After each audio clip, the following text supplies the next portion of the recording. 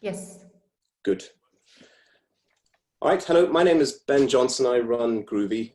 We've been working with John Watts to put together this panel. We feel that there's a lot to discuss in light of Corona. So the agenda for today is basically the short intro from John. There's be about 20 to 25 minutes of my presentation here, which is all the interesting data that we've managed to pull out of the industry over the last 2.5 months. And then we'll be moving to a rigorous panel where we'll be discussing between the panelists the main points of this presentation, plus some questions that can filter in from you, the audience. So without further ado, to kick off, in our work, generally when I'm ever advising a client, the three things that we're kind of looking at, talking about in terms of model online audiences is that audience today are busy, fragmented across multiple devices and completely overwhelmed with content choices. And my feeling, having looked at some of the data that's coming in, is that this is about to change. The Creative Industries Federation has just released a report in the UK that says that the film and TV business is about to shrink by 57%.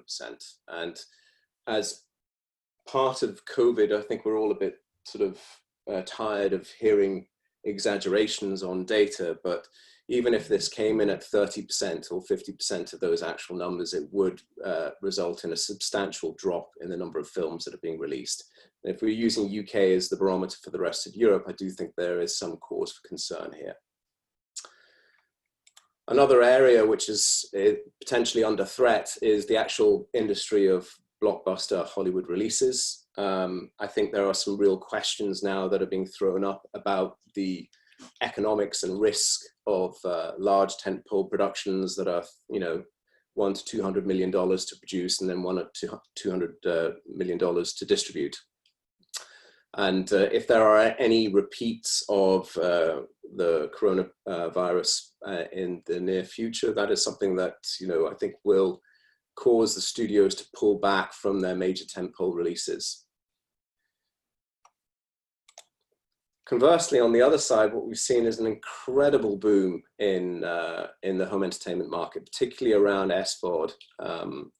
And the numbers on the left compare the Q1 2019 with Q2 of 2020 in terms of the revenues that are being generated. Across the board, everything is up significantly, even electronic sell-through. The FDA also released some data that stated that there had been a 65% increase in the UK alone. So some huge numbers there. And I think patterns of behavior are really beginning to change now in terms of where VOD sits within the priorities. Of course, on top of that, we've heard news from Vista, which is the major ticketing platform for a lot of the cinemas, has contracted in Shift 72 to start providing VOD platform services for the cinemas. I think this is a very new and interesting dynamic that's yet to be explored properly, but Alamo Drafthouse is one of the first to launch with this service, and I think is reflective of the way that things are changing. We also have new major incumbents coming into the market with the likes of Disney Plus and Apple TV, and found some interesting research that showed that Disney Plus was the third biggest platform in the UK now. And there's been a recent announcement to open up into another 8 European countries by September the 15th. So what we're seeing is potentially a decrease in supply of new and original content, and an increasing supply of platforms in which to view it on, which means that for the first time in industry, we might be facing a reality where demand might start to outstrip supply. Which leads me to this quite interesting update where Joe Rogan, who's a YouTube podcaster, recently moved his entire operation to Spotify, and for the $100 million contract. What was very interesting about that was Spotify wasn't competing for content in the traditional routes of going down to talk to the Warners and the Sonys of this world, They went to the hottest content on the internet right now, which is Joe Rogan's podcast, and negotiated with him directly. That negotiation was well appreciated by the market. So within 48 hours, an additional $5 billion was accrued by the company's stock capital. So again, interesting, left of field things are beginning to happen within this environment. But what's really, really interesting is that market valuation has been set for these kinds of transactions in the future. So we have cinemas about to come out of lockdown. There's a lot of questions around how films are going to be released. The major titles that I put up here are all touted as being for the end of July, beginning of August period, traditionally the big summer tentpole pieces. And the industry is really relying on these dates to be held. But there's a lot of speculation as to whether or not that will happen. And I think, you know, the next few weeks are going to be crucial, with cinemas being at 50% capacity and also having to manage the added difficulty of communicating to their users around the anti-corona measures that they're taking. It's going to be an interesting next few weeks to see really what happens. But these are the films that are really leading the charge. And out of this, I think there's been a softening on the position of Windows, which we'll go into at a later point. But for anyone unfamiliar with the concept of a window from outside of the industry, essentially the windows are the agreements that are happening at different stages. So if something goes into cinema, traditionally, it was up to 3 months after it's played in cinema that the film could then move into the home entertainment window. And I pulled out these two choice quotes from two leaders within the field that basically looks like there's a softening on this approach to the strategy of windows being treated homogeneously across the industry. And I do think there's the opportunity here for independent film and art house film to perhaps escape some of the more draconian elements of the window strategy and move to maybe 30 days or 45-day window increments instead of the full 90 that we see commonly approached across Europe. And with this point on temperament, Stephen Follows released an excellent piece of research where he went out to the industry and actually followed this. And interestingly enough, that within exhibition as well, there seems to be a growing support for this idea. But this idea of windows is super important, because I think this is one of the key things that we're going to get into in this debate. PVOD, premium VOD, is the new hot buzzword that seems to be floating around the industry. We have studios releasing directly to video on demand, charging a higher premium. But there seems to be a great deal of confusion out of what exactly does PVOD mean. With the major studios, it's a direct to cinema, a direct to VOD platform negotiation that may involve the ability to purchase the content or just to rent it. From the art house and independent scenes, we're seeing premium VOD and this term super VOD being used to when the film is available on VOD services before it goes into cinemas. So I think there's going to be a tremendous amount of confusion within the industry about this term. And I think it's very important when we're looking at the window strategy, particularly the economics that sit behind it, what would be the various subdivisions and potentially how are they communicated successfully to audiences. But anyway, straight out of the bat, these are all the major premium VOD titles that have been released by the studios. And, there are some huge titles in here. The biggest and most famous is Trolls. And there's a nice little timeline of the communication that came out of this. But from Universal's perspective, because they are owned by Comcast and because they are vertically integrated, meaning that they have direct access to their TV services to broadcast these films, they're not having to share revenue in the same way as before.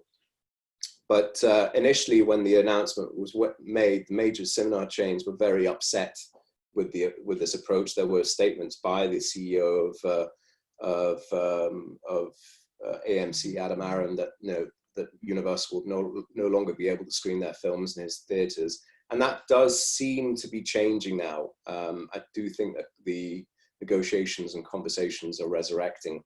But what was interesting was Scooby-Doo, or Scoob, released more or less around the same time as Trolls, but no one really talked about it. And with the release strategy by the marketing team on Scoob, there was the ability to share some revenue, or it's been whispered about, with the cinemas. What was very interesting to see today was that SpongeBob has just announced their PVOD release. So it's maybe something that affects animation more than other films. When looking at the economics, though, it's very clear that, you know, theatrical releases are still very much the golden goose for both distributors and for the cinema industry. This table that's pulled together by Credit Suisse is very interesting because it clearly shows that once the campaigns start to move outside of the US, the revenues are much, much smaller. And that's because distribution is much more patchy outside of the US. The technology isn't there. I think there's something else that might also be playing in the background here, that the impacts to downstream revenues are also unknown at this stage. And essentially, when we're talking about these windowing strategies, when stuff moves on to television, when stuff moves on to electronic sell-through, you know, we don't have a full understanding of what the impacts to further downstream revenues will be. Traditionally now, everything that's calculated downstream is usually related to how well it did theatrically. We have that set as a benchmark. We don't really have a new model that covers off this new normal that we'll be facing. So there doesn't seem to be any rules around the way that films are released. And I think it's very interesting when we look at what Sony did with Bloodshot and what the teams behind Invisible Man and The Hunt did. On one side, we have a normal rental and buy price that we're quite used to seeing across the Amazon and stores and iTunes stores of this world. And then we compare that to see when The Hunt was released, it was only available as a rental price of $15.99. And again, I think this draws back to how do we communicate these releases and these release prices to the audiences? Because one of the things that I think might happen is that we might have a confusion happening in the audience mind's eye, which might drive people towards piracy. So here is a pre-COVID Corona launch plan for a movie. This would be a classic blockbuster release where 10% of the budget is spent in the weeks prior to the film going live. 80% of the budget is spent on the week of release to drive as many people into the cinemas as possible. And then there'll be a 10% or 5% budgets to be ready for when the film goes into its on-demand or DVD release date.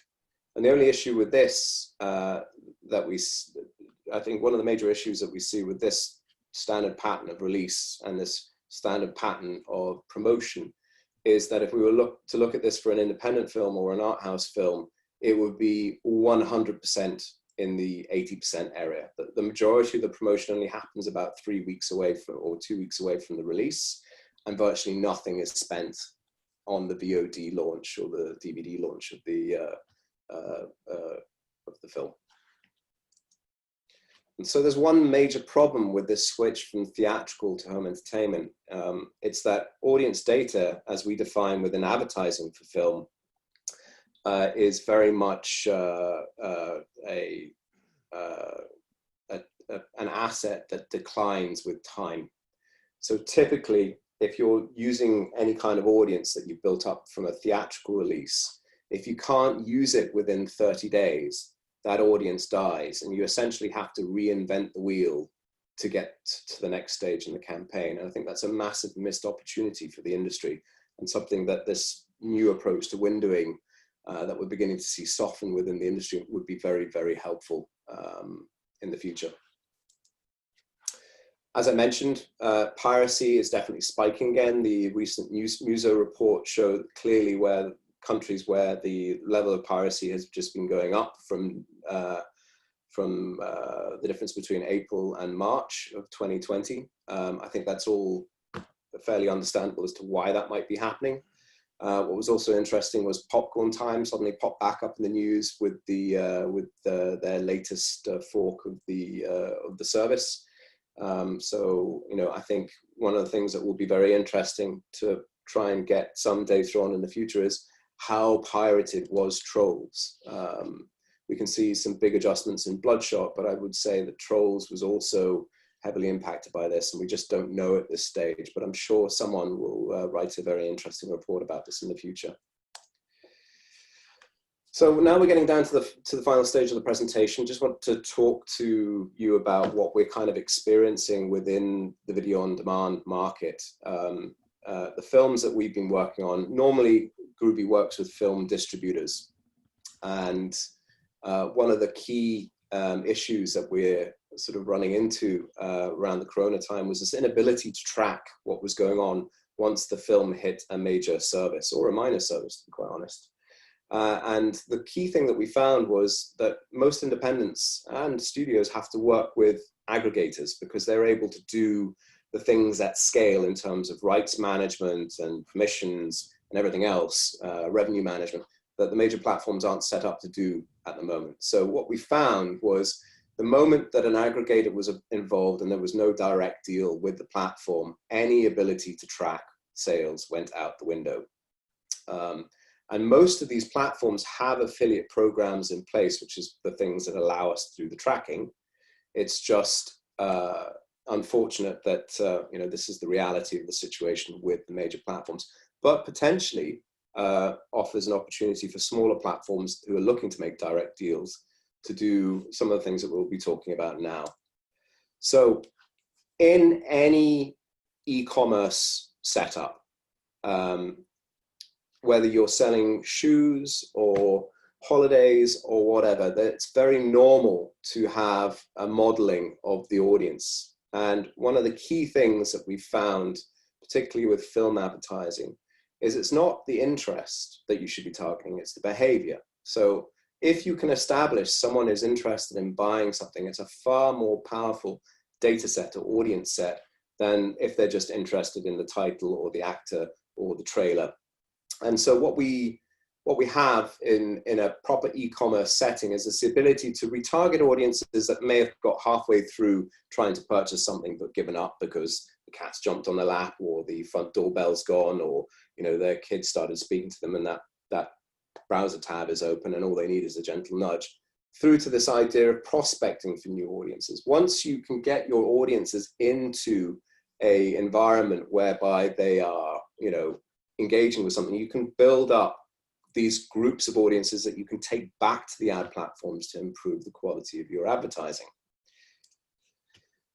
And it's a very important concept because a lot of people who work within online ads get confused by the fact that they think that it's a question of making the content available and people will click on it and then they will buy. And actually it's a much more nuanced journey. When we work within e-commerce for cinemas and distributors, we're trying to get a handle on what users do within certain periods. So the traditional e-commerce way is click, 1 day click, 7 day click, 28 day click. What that means is, did that user come back within 28 days of clicking that buy button to complete the purchase, would be one way. View through is if they entered the site and left, but came back and purchased it at another time. This is incredibly important for video on demand platforms if they're doing their own advertising, because the audience base may see the ad in the mid-afternoon and then drive home that evening to then download the film and watch it that night. And without that kind of reporting, we won't know where audiences are, what they're doing, what the conversion rates are, how things are performing from an ad perspective. And again, this idea of retargeting, very common thing. You get halfway through buying something online, you forget about it, and then without some kind of retargeting, it's, you know, a missed opportunity. So generally, when we're tracking through behavior and we're looking at the performance of campaigns relative to using behavioral data versus not using behavioral data, we see quite often a 3 to 5 times improvement in engagement. And engagement is depth of video view, sharing that content with their friends, interacting with the point of sale. So really meaningful audience actions are the things that we're looking at here that define real interest within things. So whenever we are adding audience data to our campaigns, this is the average that we see, but sometimes it could go far higher. From the video on demand side of things, when you're working with distributor partners, it's not just about selling the film. As audiences come into your platforms, there's also this idea of lifetime value. So someone who's come in, bought a film, signed up to the service, is someone that you can continue to market to. And again, I think there's a missed opportunity here within the market in terms of coordinating with distributors in the future, that, you know, if budgets can be deployed successfully towards film, not only does it sell the film, but it sells more independent film, which gets more people watching independent film, which can only really be healthy for the industry. So one of the two things that we recommend to VOD partners that we're talking to is to build some kind of online destination within their site that allows people to explore the film in detail. Trailers, ratings, galleries, the proper synopsis, all this kind of stuff is really, really important. Plus it allows the distributor to give you, you know, all the great assets that they might have in order to showcase what their film is about. And the other side is the tracking. The tracking is terribly important. We are always trying to work on making sure that anything that happens within the campaigns that we're involved with are tracked in real time, so we can showcase exactly what's going on with the live data that's coming through. In these segments that we're looking at here, there's data captured during, so we've used campaign data that's from a theatrical campaign to complement film that's moved into the home entertainment window. And what we found is actually segment Y, which is this data set of people who've already bought on the platform, is way more powerful at converting than even the interest that was generated during the theatrical campaign. So there are stages and segments of behavior that need to be reviewed. And I think it's a very powerful data set if you can start to collect that in the right kind of way. Again, there's another case study that we did on Poland and with Gutek Film that you can look through in terms of the results. But essentially during the period of lockdown, the first couple of weeks, we were getting the cost down to about 13 euro cents per stream, which was very, very powerful. So in this age of peak fragmentation, you know, in order to win the right types of audience attention, it's very important that new systems come into play. And this idea of e-commerce, it's rife throughout all other parts of the industry. I do think it's really important now that the film industry wakes up to this, because we're missing opportunities in order to get people to watch great films. And I think from a VOD platform perspective, you know, if your e-commerce operation is set up properly, you're minimizing waste on spends for your own promotions. You're having a better understanding of the behavior of your audience. Very common for people to come in from a particular ad and then go on off and buy something else. And if you're not tracking that, you're not understanding the way that people are moving through your service to engage with your content. Conversely, you know, distributors are, you know, looking for alternative means to distribute their films. I think there would be a great partnership made between VOD platforms and distributors if they could converge together on making more of an effort to promote films through VOD. And the tracking is the key issue here. And as I mentioned previously, it's really super important that we get audiences into the habit of watching interesting films, because I think that's what, you know, one of the silver linings to Corona has been, this awakening again in a hunger for interesting content. I think, you know, all the platforms that we've been speaking to have seen a real boon in people, you know, discovering interesting films and good storytelling. And of course, if we can give our audiences a better chance to find legal versions of the film, that will also decrease piracy.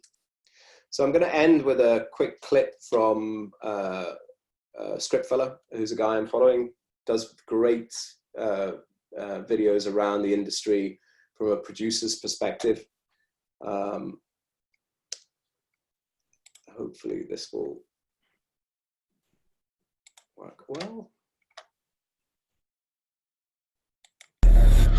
So after the pandemic, I think we're going to see documentaries, some of the best documentaries ever made. I think we're going to see some brilliant TV shows that will be based on true stories. And if you write horror, comedy, sci-fi, I think these are all going to be very rich scenes to mine after the pandemic. When society goes through great trauma and pain, often it leads to extraordinary art, films, television, paintings. Remember the scene in The Third Man. Well, what the fella said. In Italy, for 30 years under the Borgias, they had warfare, terror, murder, and bloodshed, but they produced Michelangelo, Leonardo da Vinci, and the Renaissance. In Switzerland, they had brotherly love. They had 500 years of democracy and peace, and what did that produce? The cuckoo clock. Screw it, fella. Out. So, to recap, I think we're going to see some really interesting stuff getting made over the next 3 or 4 years. There's so many great stories out there. I think the key thing is the industry really has to learn how to work together better now. It's our job to make sure these great stories are seen. Thank you very much, and that ends the presentation.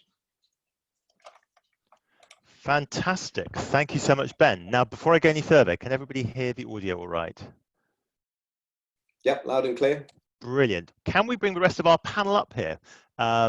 Which is always one of those odd things to say virtually, but I think if everyone can unclick their video off, we should be able to bring everyone up. Brilliant. So we have a fantastic panel now to discuss some of the themes and issues that Ben raised in his brilliant presentation. I should just say, Ben, I've enjoyed listening to you over the years, and that was one of your best. It's a really, really fascinating insight into the market.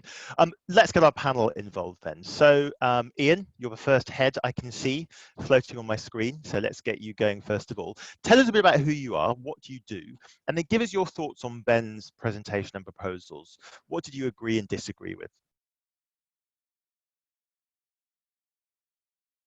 So I'm going to stop you there, Ian, as I don't think we can hear you.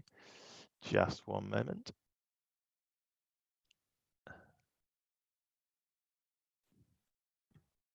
There you go.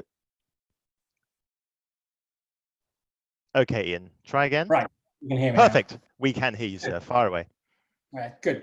Thanks, thanks, Ben, for a really interesting presentation. I think that one of the best takeaways, really, I think from that, if we summarize it, is that the old rule books have been torn up and thrown away. And then finally, for the industry, there's some innovation going on about, what is going to be the new best practice. And I think that's been forced on us by the restrictions. But the new normal that, these experiments will reveal will be one where we've got distribution opportunities where the marginal cost of selling a view has gone to zero because internet entertainment is now an internet delivered product. So I think there will be a whole new set of rules developed. And I think the windowing strategies that have held and been used as profit maximization techniques by the studios will change, because windowing strategies which really are one of the drivers for piracy. Piracy is substantially a marketing problem. It's not having your product at the right time, the right place, at the right price. So I think those things will change. So Viewler's business is a B2B marketplace. So we fit kind of in between the film studios and the exhibitors, whether those are the VOD platforms or the EST or the TVOD platforms. And they really sit one step up from what Ben was talking about in deciding where and how to distribute content. And increasingly, as we see, more and more content is being consumed by consumers who are wanting to look for content that comes outside of their backyard, right? With Parasite, a Korean drama winning at the Oscars. So the trend we see is in the globalization of the appetite of the consumer, which means that the acquisition person at the VOD platform needs to look at a much broader set of content. They also have to acquire content faster, because as consumers now, we're consuming content faster than ever before. And they need to fill the holes in the production schedules that the delays have caused. So they're looking for finished content very aggressively, and have had to turn to digital platforms to be able to find that mix. So it's a whole new world, a whole set of new normals that are appearing, and everyone's innovating. And that's a great time to be in the industry, because consumers are demanding more content than ever before. So it's a great time to be in the business. Fantastic. Thank you, Ian. Let's bring in Lisa. Lisa, are you with us?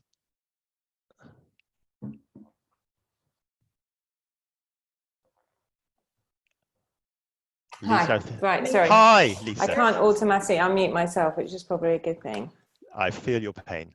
Can Lisa, you hear me?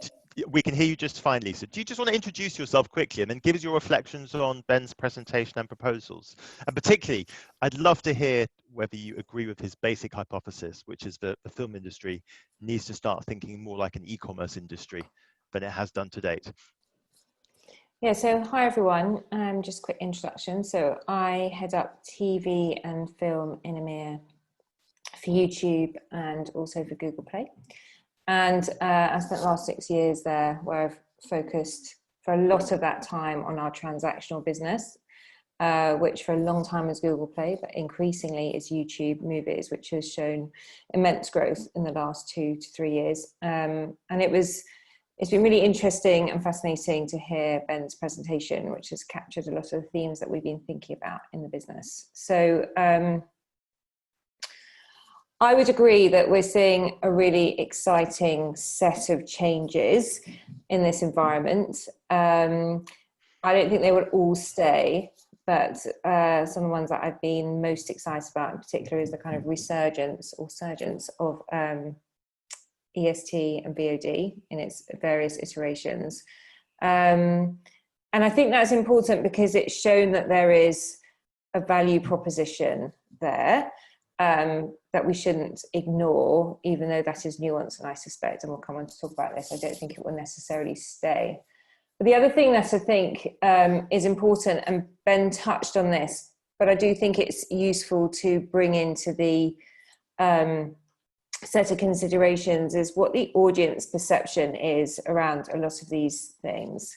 Because I think when you work in the industry, you have a pretty clear view of what the distinction is between different windows. But I think if you're the audience, you don't necessarily understand those as clearly, particularly when you're getting content premiered on subscription platforms too. So one of the things that has highlighted to me that maybe wasn't mentioned here, but I think we need to think about is what do audience really understand around content and availability and its value, and how do you draw those distinctions clearly going forward. And one of the trends that Ben identified was the immense growth of subscription platforms. I think that they already had that baked into their future, and that's being exacerbated and accelerated. And I do think that means we need to be thoughtful about what that means in terms of the value proposition around it. Go on. No, please go on.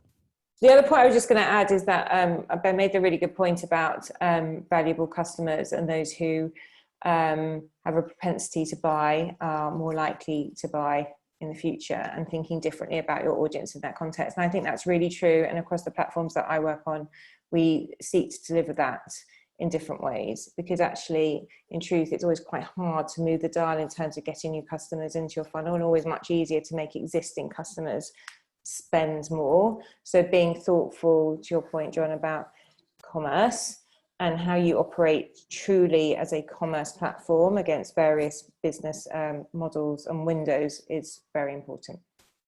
And sorry, Lisa, I interrupted you. Apologies for that. Yeah. I just wanted to ask whether you.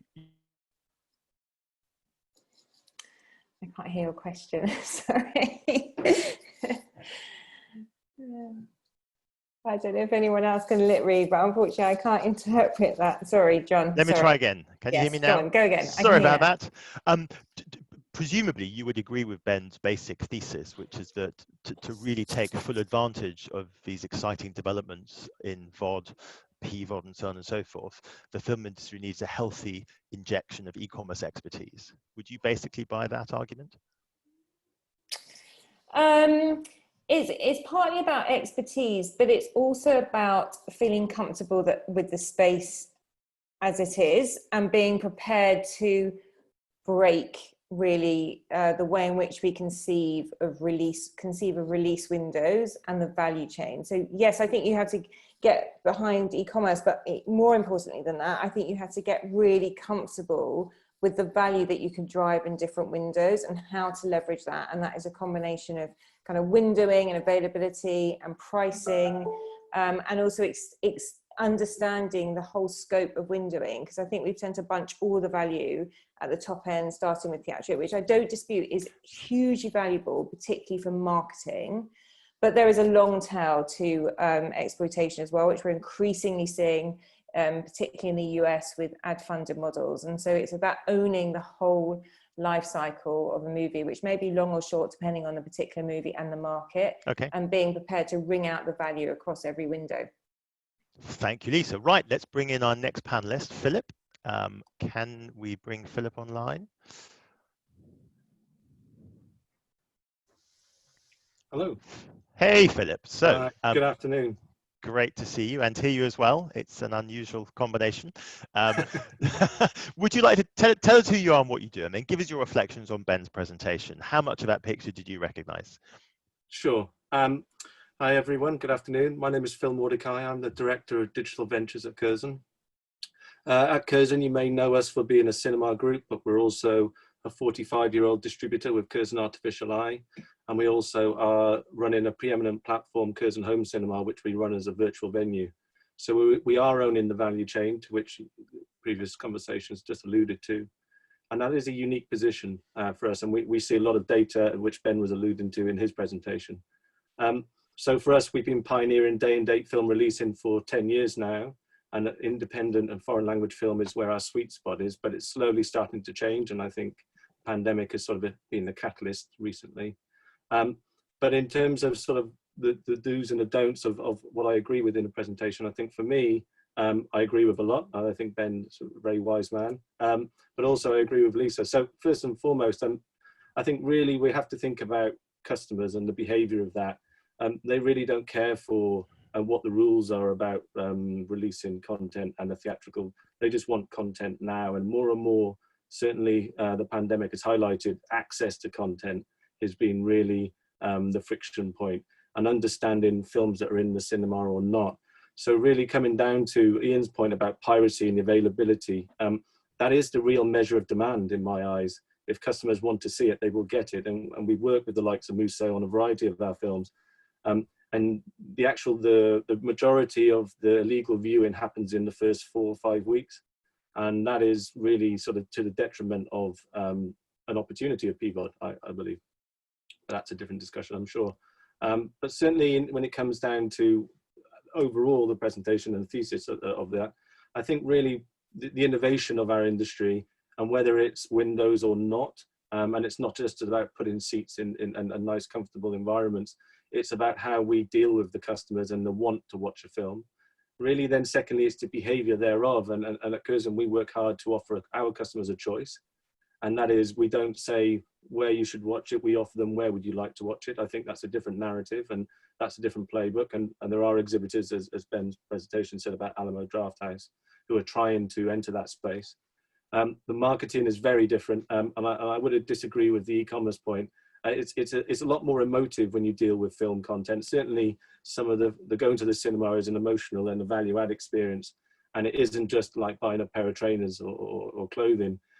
It is part of society. You talk to your friends and family about that. You have an emotional relationship with characters. I don't have an emotional relationship with most of my clothes. It's much more about an idea of conversing a bit further than beyond just the transaction. Behavior tracking, I really believe in Ben's points about the idea of engagement, re-engagement, and we work tirelessly at using that. We have our value chain data across theatrical down to consumers and home end. And for us, that relationship to the end consumer is very vital. And I think we're going to see a lot of change in that in the next 2 years. But importantly, with the piracy changes that are coming in with Google on their phones, sorry, Lisa, but in the sense of the technology side, and also Apple recently, I think behavioural and retargeting is going to get a lot more difficult. And I think that's a risk to our business as well. It's the opportunity, most certainly. And we're seeing more and more people be concerned about their data, and rightfully so. But also, if we're going to target these niche audiences with a bit more of a select topic of film, that's going to get harder and harder for us to find them if they're not coming to the cinema. So I think we're going to see a sea change there. And forever, the relationship with content is changing. Yes, there are more opportunities to watch content, but it's also more passive. You can join one subscription service and cancel the next month. And that relationship buy-in, as we've seen many big brands such as HBO and with Peacock, they're ridding all of the sub-brands and housing it under one.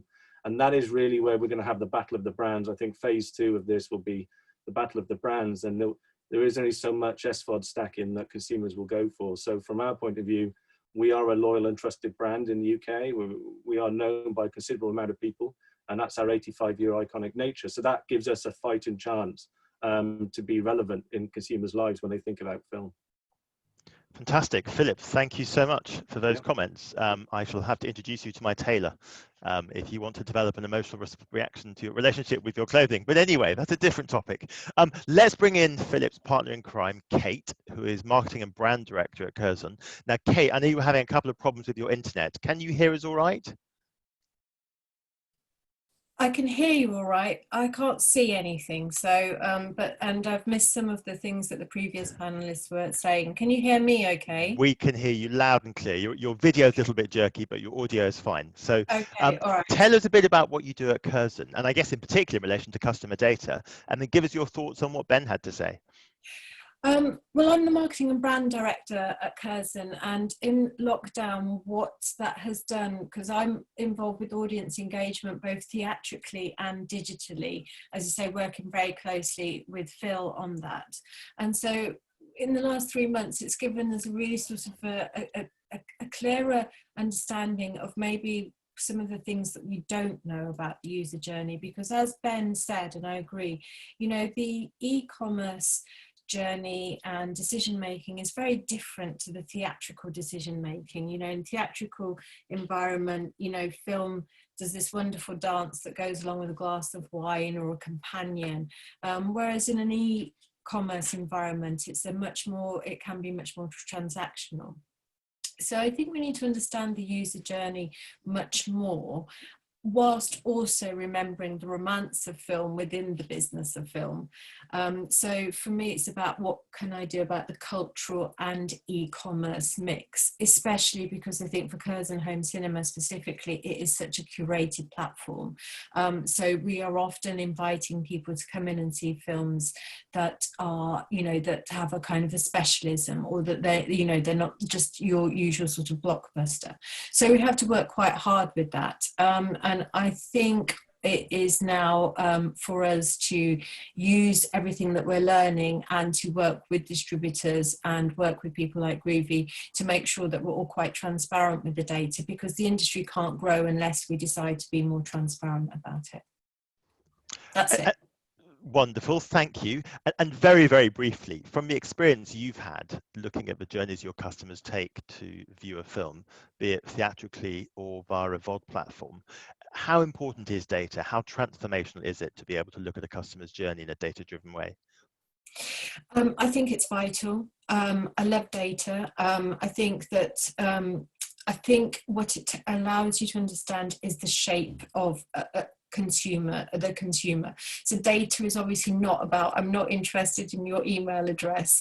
I might be interested in your location, but not your exact address either. So I want to be clear that data allows us to understand the shape and allows us to make sure that as much as we can offer some kind of bespoke journey for you. So it's not meant to be kind of intrusive, and I think it's important to say that, but it is absolutely vital, because there is so much kind of noise out there and there's so much competition.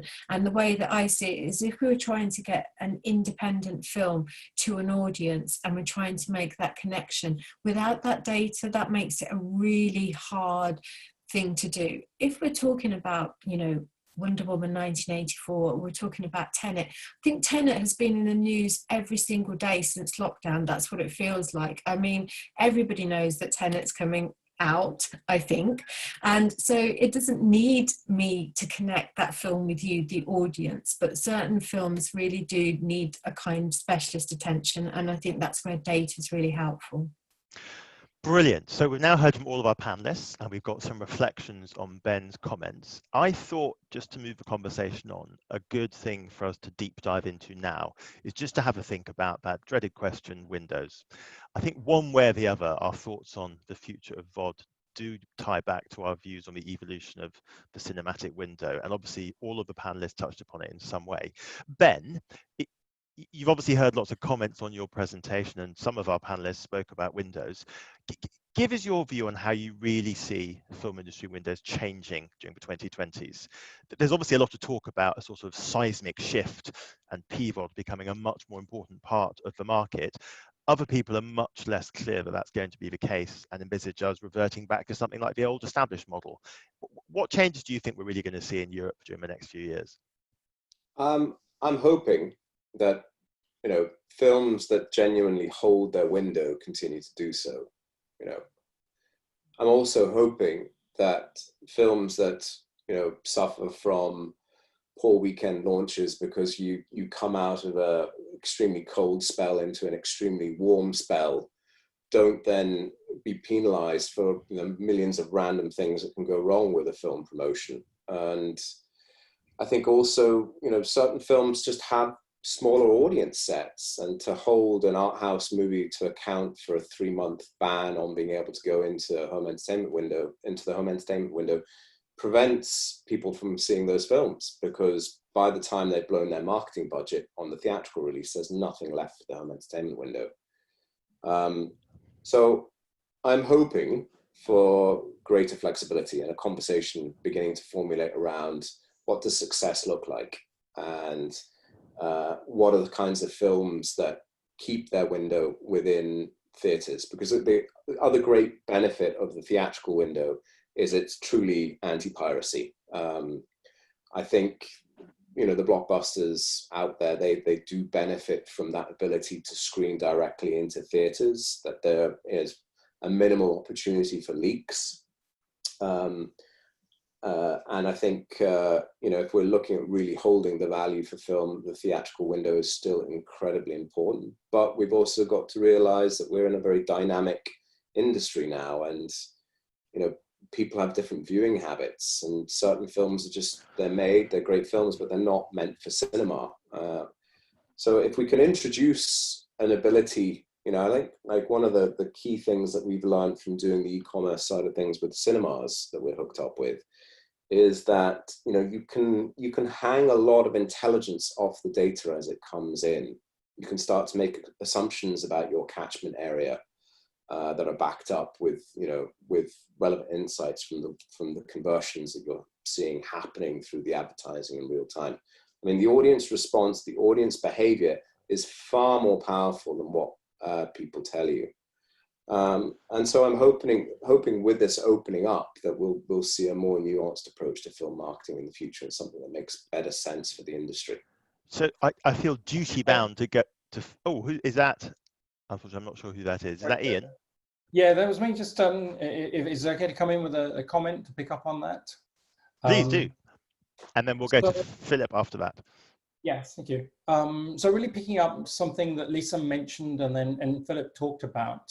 One of the things that we're seeing, because we see the B2B transactions and the trend and the nature and the style of that, which is that historically films have been sold flat rate, fixed up front, and then being sold exclusive with a geographic and then a kind of hierarchy of release windows. Frankly, we don't see that happening so much anymore. We're seeing that dissolve, and more films are being sold on a non-exclusive basis. And the people behind the film are trying to get it placed in as many platforms as possible to make it accessible. And that often they're being done, the new deals, the new startup deals are being done on performance-based pricing. So rather than being based on a flat rate negotiated up front, it's based on a per unique viewer or a per minute streamed, or if it's an AVOD platform, on a per advertising share. And so this change means that I think we're moving in the correct direction, which is instead of trying to make a film be something that pulls an audience to a particular platform, it's about, as it always has been, is moving the content to the audience, not trying to pull the audience to the content, because people don't want to be told what to do. And Philip made the point, you've got to take it to them, not drag them to you. And I think it's all about access and making sure that your content is in the place that the user wants to see it. And, you know, if I want to go see a film in theater because it's a big budget movie and I want the sound system, the experience, and I want to go on a date, then let me. On the other hand, if I want to sit at home because it's a rainy, cold Friday night and I don't fancy going out, but I still want to watch the film, then why shouldn't I? I'm prepared to pay, right? That really, I think, is got to lead our thinking. And I think Philip and Lisa both said, you know, we need to think customer journey, and we need to put the customer's needs first. So, Philip, I can't believe you've ever been asked this question before, but let's ask it for the first time. I'm joking, of course. I assume that the CEOs of AMC and Universal wouldn't see it this way. They would have a rather different debate, or at least the CEO of AMC would have a rather different view on this Windows debate.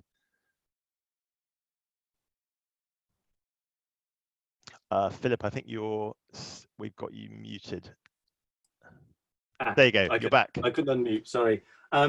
Yes, I'm sure they would, but I think the decision might be taken out of their hands when you look at their restructuring recently, and the idea that people perceive there's a big risk to that. Importantly, on that question, there's one thing that hasn't been talked about here, is that there's the Paramount decree that's in sunset, right? It means there could be a chance that a major studio could own a cinema chain again, which would change things considerably.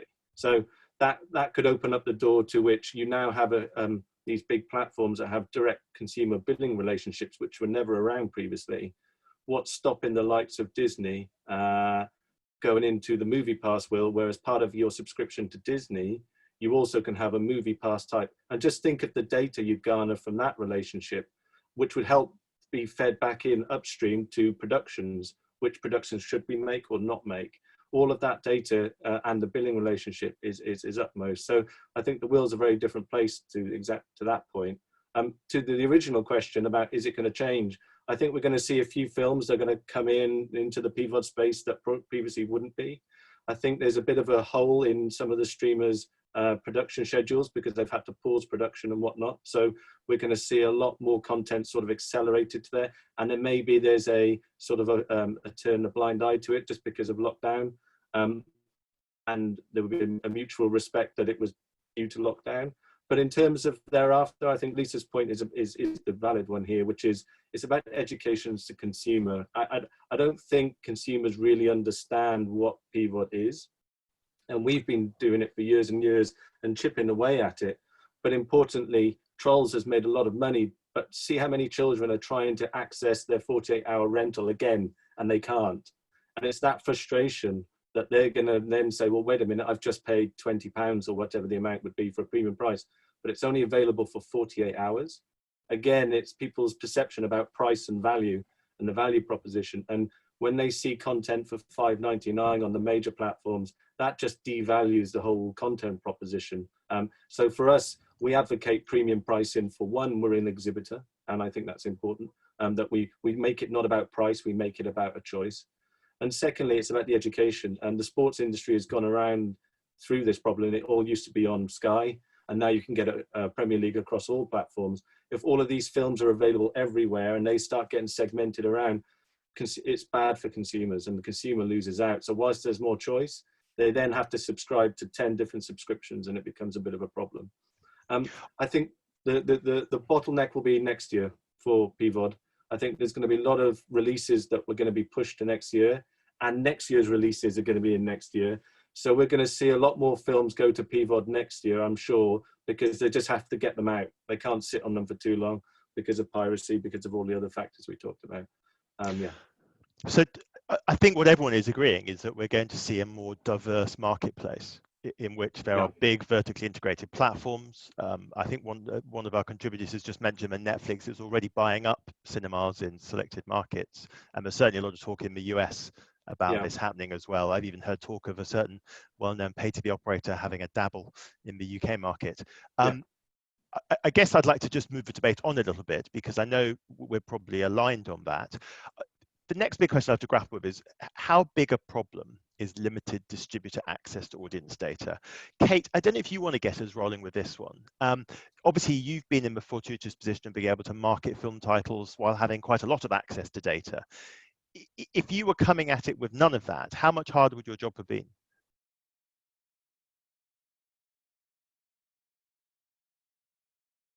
Oh. Kate, I think you're still on mute. Can we bring you in? I think we've lost Kate, so let's try and go to Lisa. Lisa, can you hear us? Hi. Hello, Lisa. So you heard Ben talk about the inevitable value of data as a distributor trying to market a film. Are you on the same page? How much harder is this to do without film? Are there lots of missed opportunities? Yeah, so I completely agree on the value of data. I sit slightly on the other side because I sit from the platform side, so I'm probably a step removed from the detail of the distribution issues around data. What I can give you from my perspective is that you have data in almost in different bundles, I would say, for the platforms I work on, which will have different values. So, you know, you can have pure transactional data, which source data you would get from someone like Google Play. YouTube activity allows you to have different data around content and engagement, watch time, revenue, and there is a point to that I'll come back to. And then on the marketing side, obviously data around ad performance, and we are constantly working to close that gap, particularly where we have a platform like YouTube which delivers transactions and where you can spend directly on marketing to try and close the gap, so that you can see the performance of advertising. And obviously a massive purpose of the business is to ensure that money is well spent.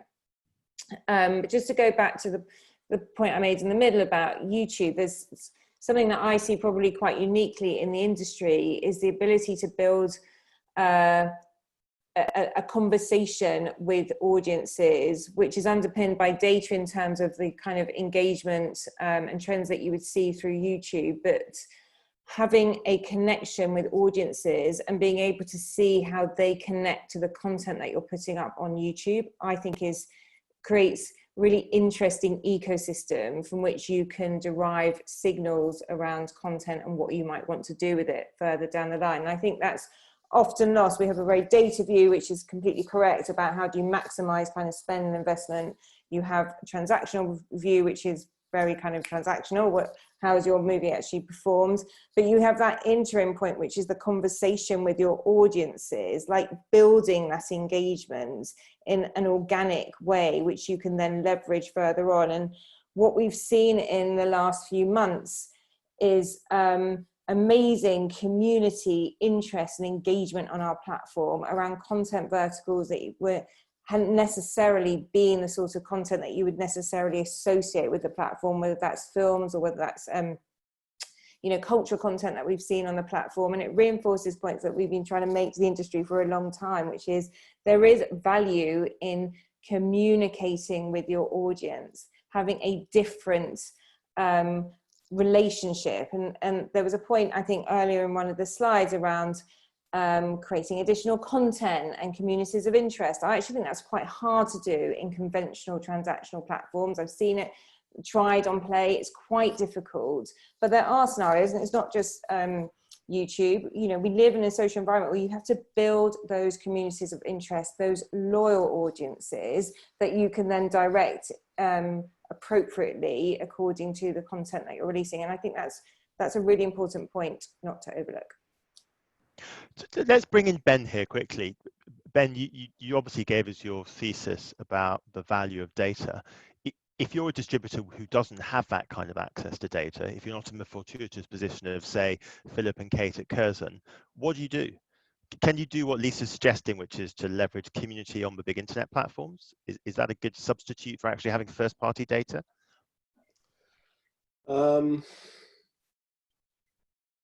Just everything that we do seems to point to the same thing, that the best data that you've got is the one that you record yourself, based on patterns of behavior that you see that your audiences are demonstrating. And so a typical data set that we'd be looking at would be tying these pixel triggers that we get from the integration that we've made with the site to a particular film ID or genre ID, and then looking at how those triggers are then done from the buying perspective, how far those people get through the buying funnel, because very, very often, at least 70% of the time, when someone starts to buy something online that we've seen, they don't complete. They get most of the way into filling out their credit card details, and then something happens. So the community side of things is definitely important for the branding and awareness. Whenever we're beginning a campaign, that we generally try to go and inform the audience that this content is out there and available, and get people to watch the trailer to get their interest. And we're watching one set of metrics at that point. But when it comes down to the content becoming available, then we're absolutely watching what happens on the site. And the two metrics, we released quite an interesting post about this, because our project was funded by the European Union, and we're forced to write quite long reports about what goes on with campaigns. And there's quite a good one on our site today that really shows that if campaigns are set up with the same rigor, you can actually start to predict what's going to happen within the box office before the film releases. And that's this is partly about this is about top of funnel activity, yeah, versus bottom of funnel activity to some extent. Yeah, but you can still get strong signals out of both. It's just making sure that the rigor is applied in whatever systems that you've got. And there's a great deal of confusion in the industry about awareness campaigns and branding campaigns. Eventually, everyone ends up buying something. It's just how you move them through each of those processes. Okay. I'm sensitive to time, and I want to turn now to Ian. Ian, I'm designating you a neutral in this debate, insofar as that makes any sense at all. Question: how big a difference to the market do you think increased cooperation between distributors and VOD platforms could really make? If we had a set of arrangements which facilitated greater collaboration and cooperation around the kind of data assets that Ben is talking about, would that be hugely beneficial to the overall market? Massively, undeniably, massively. And I can point to another industry where that's happened.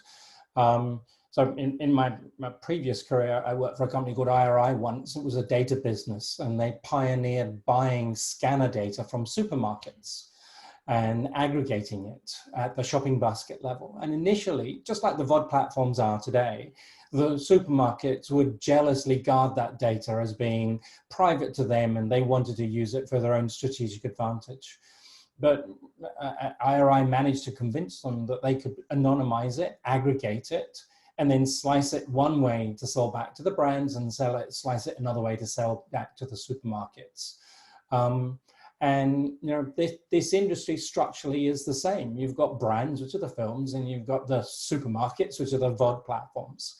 And I think there is room. I think not just room, I think it's necessary for this industry to really flourish, for there to be a neutral third-party data business that collects anonymized and aggregated data and then allows that to be processed into intelligence, so that we can do what everybody wants, which was put the right film recommendation in front of the right person at the right time, so they spend more money.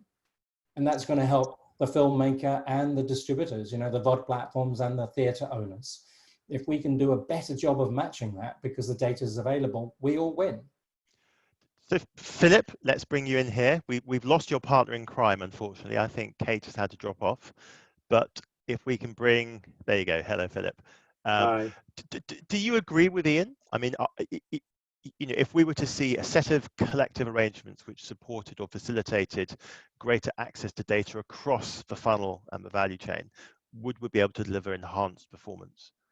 Yeah, I totally agree. An independent industry body that would basically sit on the data and everyone would have access to it based upon a set of rules. But yeah, absolutely, because that's where we're making decisions now, whether it's we're acquiring a film for release next year, or we're making a booking decision about in the cinemas when obviously when they're open, and also about how we curate our platform. All of those decisions are based upon our access to data, and it's real data, and we use that data. It's not panel data, it's not anything predicted. That's a real advantage, and I think other exhibitors would benefit from that, to say, look, don't be scared by VOD, don't be scared by PVOD. Actually, it's an opportunity for evolution of the industry, and it would allow us to coexist in a way that both parties can grow and really benefit the consumer. Yeah, no, I do agree. So Ben, violent agreement there. Are there any specific things that you think the industry should be doing to try and facilitate these kind of collective or industry-wide arrangements? Obviously, your project, in a sense, is one of them. But yeah, absolutely. I mean, the Creative Europe have been fantastic in terms of. I don't think we would have got the same level of patience had we gone out to the private sector to do what we're doing, because it's taken time. I think the key issue is the lack of awareness, and it's not a business driver in any of the reporting that we're aware of. I was answering a question on the chat there a few minutes ago, where someone was asking about, why cinemas are not more involved in this. I'm beginning to see marketing performance teams crop up in cinema marketing departments. Traditionally, a technical team would be working on the website, and the marketing team would be dealing with the distributor to make sure that promotion and release goes well. So it's to have a data science person on board who's looking at the audience data that comes through and how people are transacting, has the potential to deliver information on what the catchment area is around that cinema in terms of what the real film interests are. And I think part of the issue is that everyone has been doing quite well with the old model, that the desire to make changes and do new things has only really been seen at the indie side of the business. I think Alamo is a great example of that, Curzon obviously too. But if I look at cinemas outside of the West, if I look at, say, Multiplex in Ukraine, their ad operations is state of the art. Like, everything is set up to run perfectly. Their site is tagged up in the correct way. There's newsletter services also, and they're not, as far as I can see, using services like Mobio, but their newsletters are personalized. Russia too has a very advanced ad operations system towards the cinemas, and we've seen some of the budgets that are thrown at film promotion. In those markets, the distributors generally don't tend to have the large advertising spends. It's actually the cinemas. So I think that's interesting. I just think that we've been operating on a model that worked extremely well, and Corona has now thrown a gigantic wrench into things, and we have a new normal now that we're going to have to start getting to understand. Out of every crisis comes an opportunity.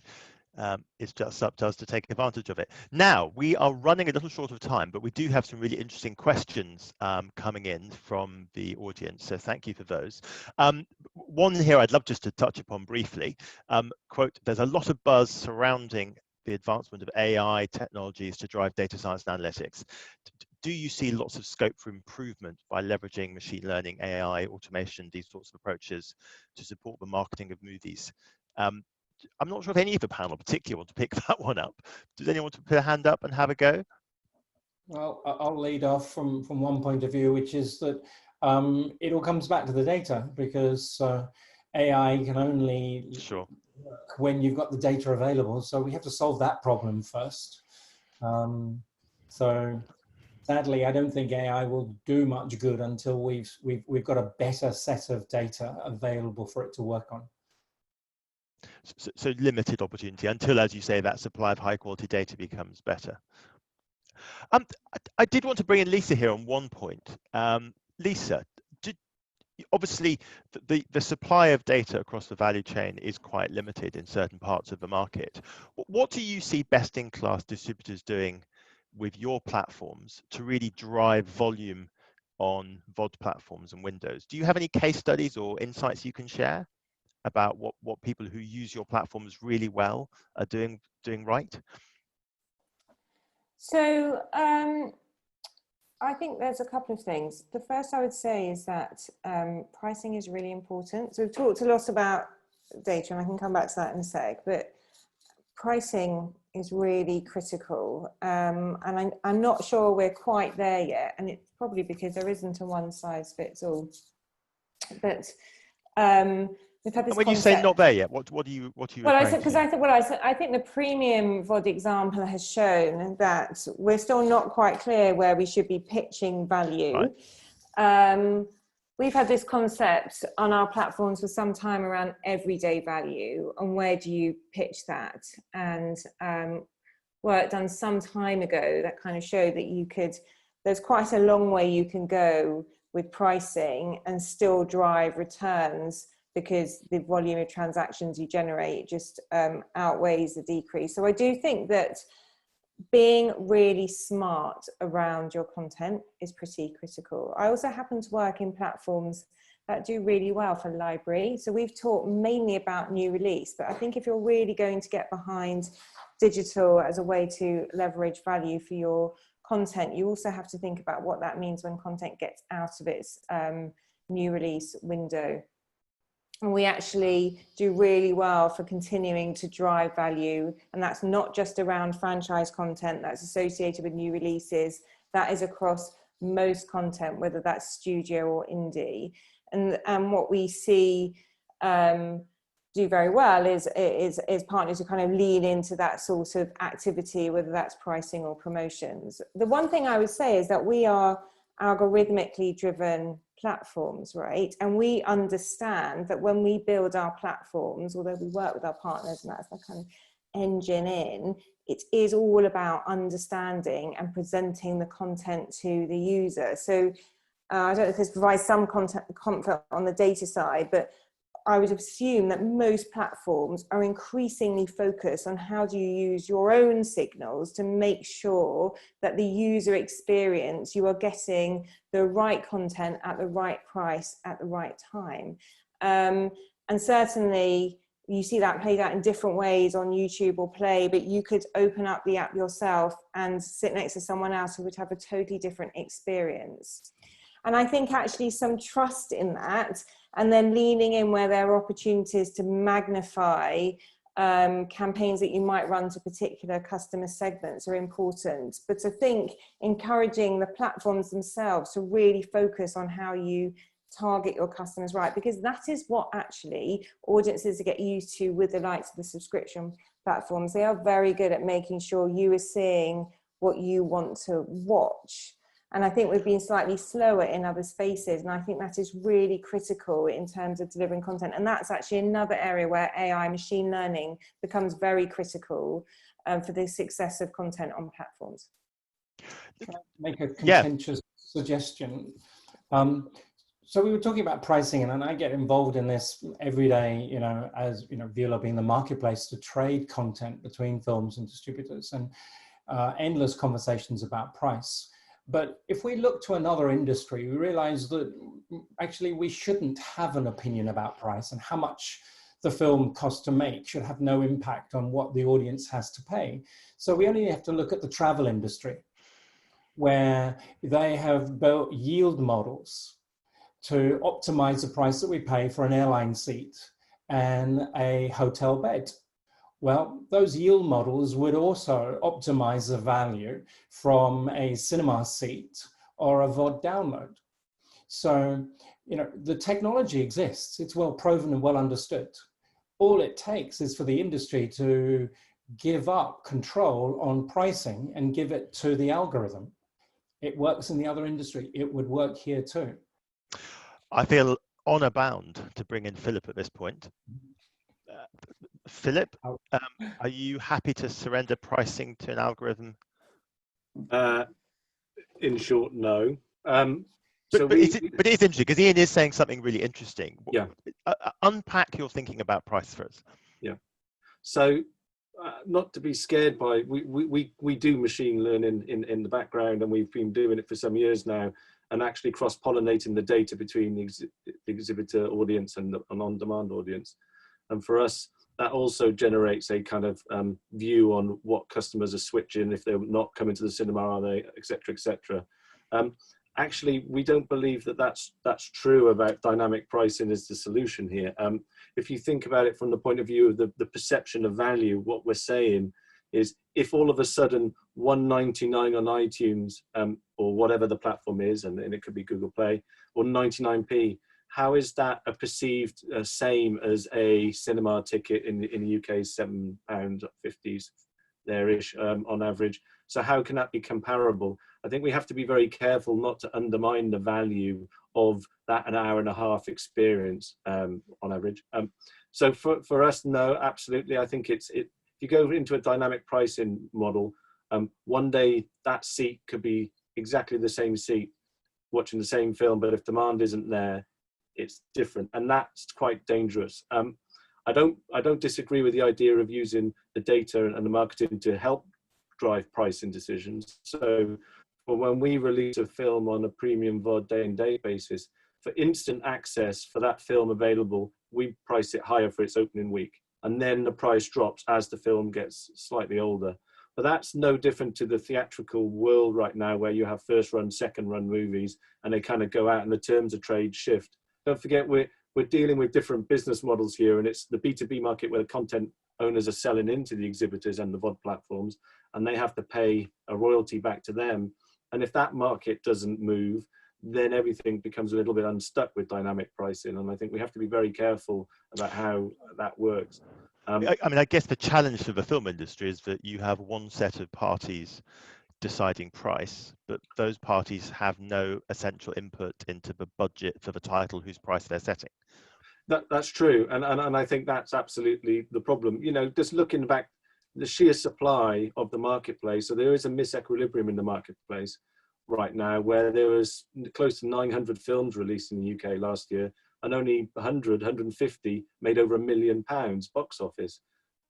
Where does all the rest go? They kind of get washed away.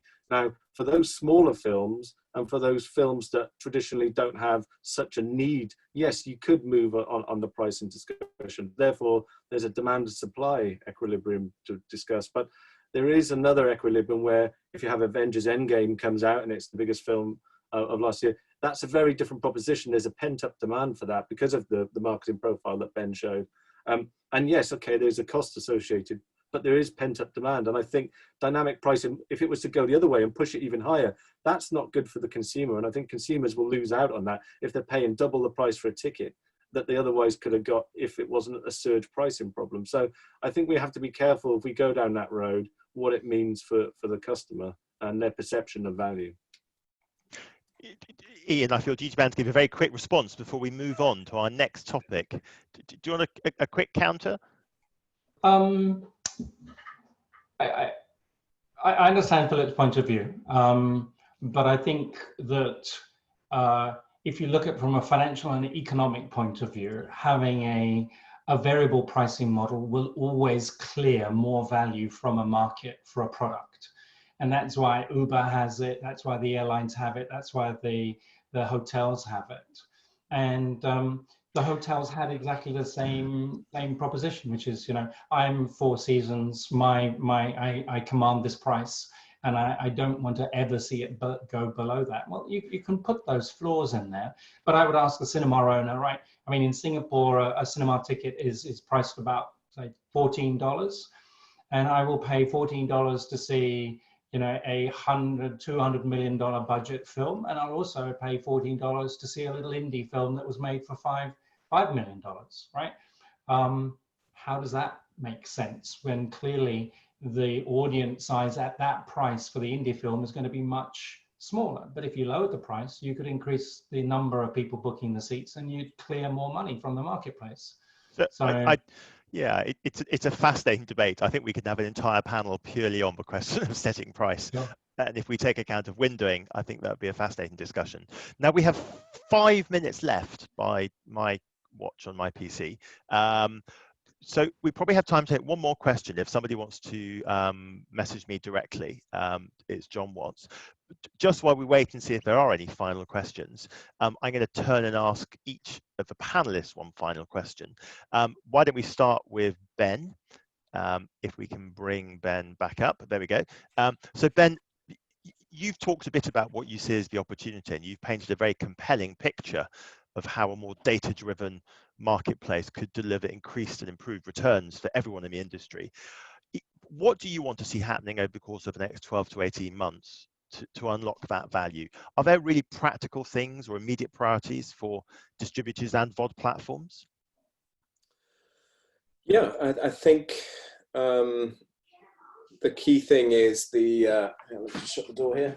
The key thing is this understanding of the importance of looking at audience data and tracking in different ways. It's, you know, there's enough case study literature out there. There's enough interest in the market now to look at these models in a more reasonable light. I think there has been a bit of a shift. Essentially, I think what Corona has done is accelerated the future. And so I think we really have to start to educate ourselves. You know, as Kate said, there's a balance between the rough and tough e-commerce side of things, which is, you know, the downside is a Zalando ad following you around with a pair of shoes that you no longer want, and the craft of film.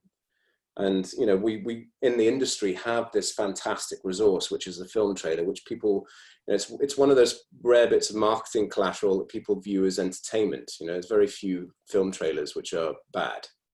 Most people will give 2 minutes of their time to watch a trailer. So those are the two things that have to collide into this world. It's the tip of the spear of both creative and you know, standard e-commerce practice, which is more mathematical. But the games industry is getting that right. You know, we're working with Pocket Games across the world. We know exactly what the install base is. We know the impact of swapping out an ad and what the creative lift happens as a result of the number of installs from when we refresh advertising with new images, new videos. We need that dynamic within film. And it can no longer be an industry which sits there and just works purely on brand. It really has to be about performance now. Okay, let's jump to Philip.